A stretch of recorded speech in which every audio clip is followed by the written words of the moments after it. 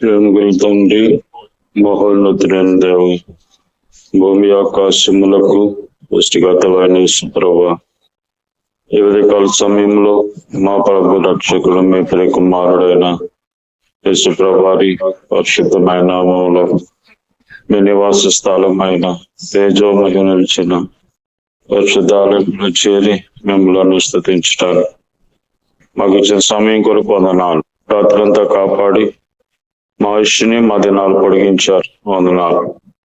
ఈ ఉదయకాలం మా అనుదిన జీవాహారం నీ వాక్యము ద్వారా మాతో మాట్లాడుతూ రమ్మని, ఎవరి సమస్యలు ఇబ్బందుల్లో ఉన్నారో వారి వారి యొక్క అవసరతను బట్టి మీరే మాట్లాడుతూ రమ్మని యేసు ప్రభు నామములో ప్రార్థిస్తున్నాం తండ్రి, ఆమేన్.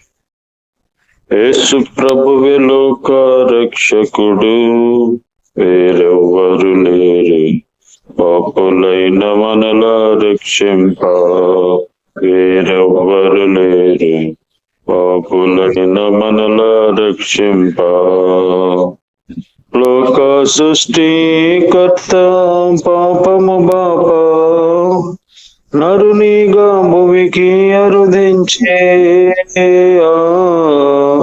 లోక సృష్టికర్త పాపము బాప నరునిగా భూమికి అరుదించే, పాపిని రక్షింప సిలువలో మరణించే, ప్రేమతో నిన్ను విడిపింప వేరెవ్వరు లేరు, జీవాధిపతి యేసుడే, వేరెవ్వరు లేరు, జీవాధిపతి యేసుడే. యేసు ప్రభువే లోక రక్షకుడు, వేరెవ్వరు లేరు, పాపులైన మనలా రక్షింప వేరెవ్వరు లేరు, పాపులైన మనలా రక్షింప. గుడ్డికి చూపునిచ్చి కుంటి వారిని చక్కగా నడువ చేసెను,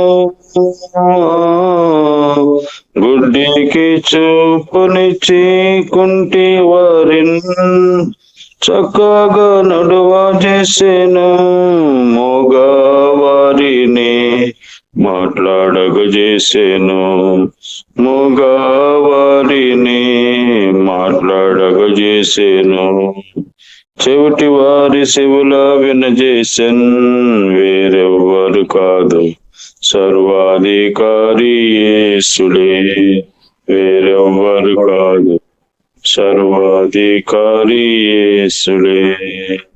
యేసు ప్రభువే లోక రక్షకుడు, వేరెవ్వరు లేరు, పాపులైన మనలా రక్షింప వేరెవ్వరు లేరు, పాపులైన మనలా రక్షింప.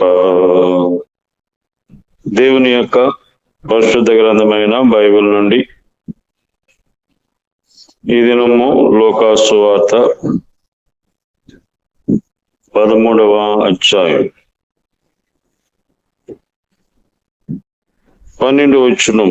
యేసు ఆమెను చూచి రమ్మని పిలిచి, అమ్మా, నీ బలహీనత నుండి విడుదల పొంది ఉన్నావని ఆమెతో చెప్పి, యేసు ప్రభువారు ఈ భూమి మీద ఉన్న దినాల్లో ఎన్నో అద్భుతమైన ఆశ్చర్యమైన కార్యాలు చేస్తూ వచ్చారు.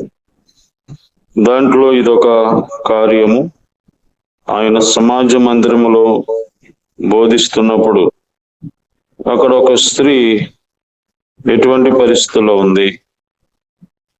ఆమె మరి 18 సంవత్సరాల నుంచి బలహీనపరుచు దయ్యము పట్టుకొని ఏ మాత్రము కూడా చక్కగా నడవలేక నడుము వంగిపోయి ఆమె జీవిస్తా ఉంది.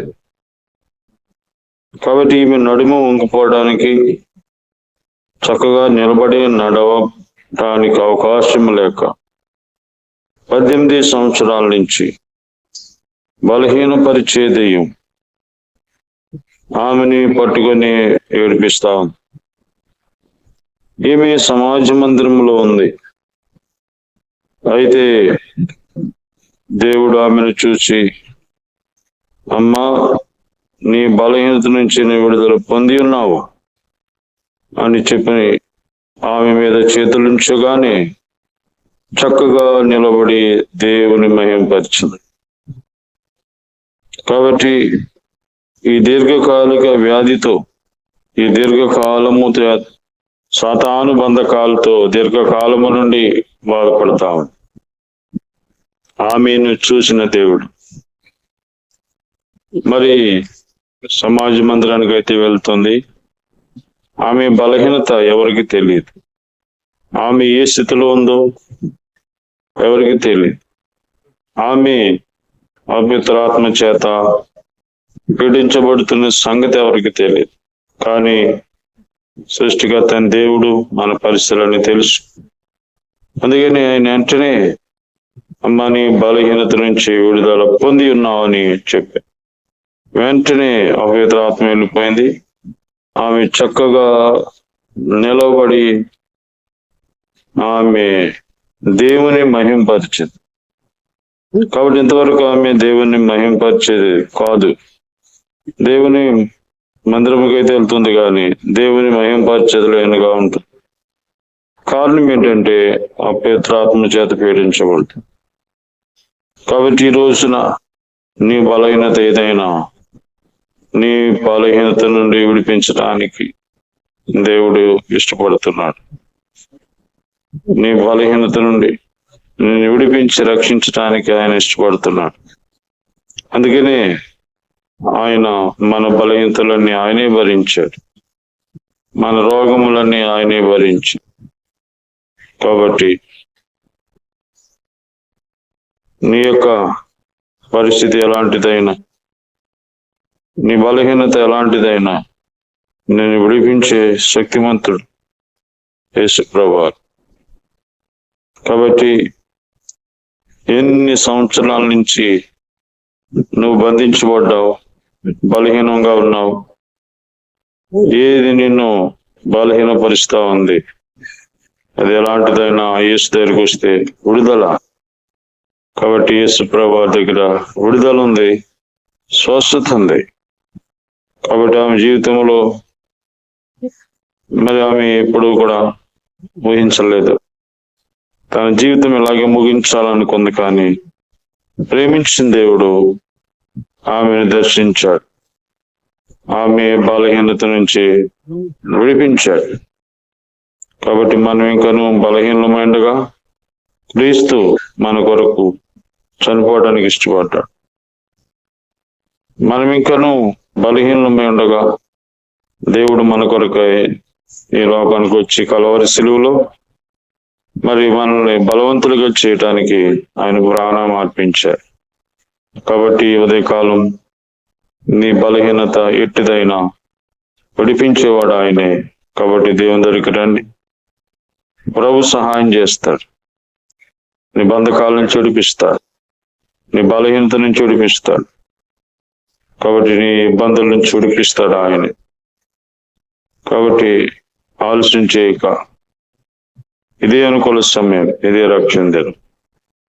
ప్రేమ గల తండ్రి, 18 సంవత్సరాల నుంచి బలహీనపరిచే దెయ్యం చేత బాధించబడుతున్న వ్యక్తిని విడిపించారు, రక్షించారు, స్వస్థపరిచారు.